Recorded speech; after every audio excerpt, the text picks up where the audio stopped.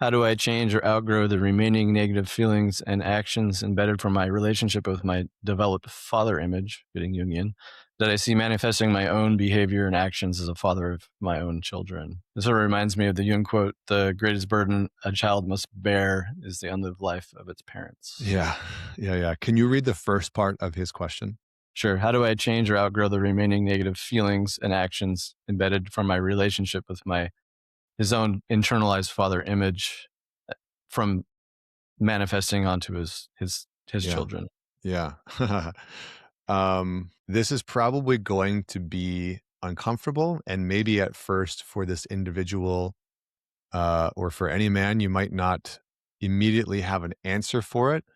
And so again, I want you to look for the detection of where it shows up. But I would encourage you to really pay attention to where you are jealous of your son, um, and what you are specifically jealous that he has that maybe you were missing growing up. Interesting.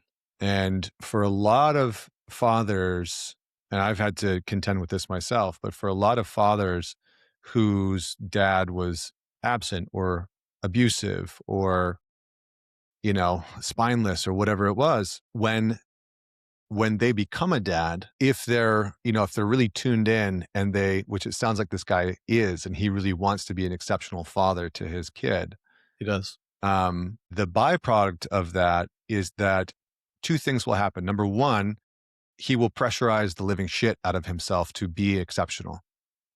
And that will pressurize the relationship and the dynamic. It'll strain the dynamic. Does he have a son or a daughter, or is that unknown?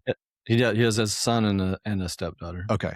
So specifically with his son, it'll pressurize that relationship with his son because he'll be operating from a place of the expectations of who he wants his son to be. And he'll unconsciously, and this is what I've seen so many times, he will unconsciously be operating from a place of the jealousy of the fact that his son is getting the fathering that he ultimately wanted. Mm. And so there's a kind of grief in there that needs to be contended with of, wow, I really am, and an acknowledgement, I really am giving my son the type of fathering that I deeply wanted. So there's a joy there, but also there's a grief that shows up that you didn't get that. And also there's the jealousy of, sometimes my guess is that, because I've seen this with many, many men, that there's an anger that shows up that's actually a jealousy.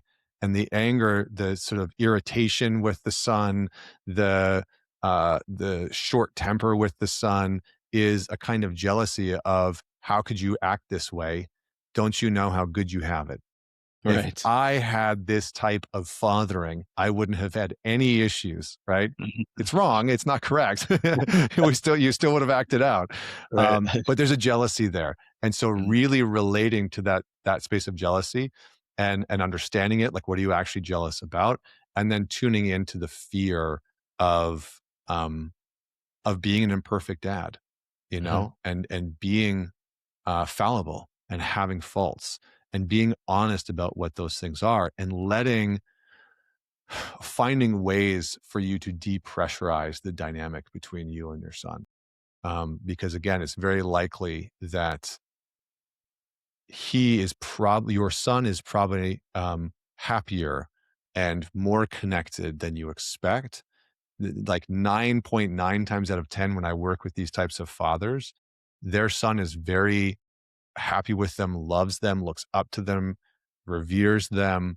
But it is the self-imposed expectations of the father that's crippling him and then interfering with the relationship.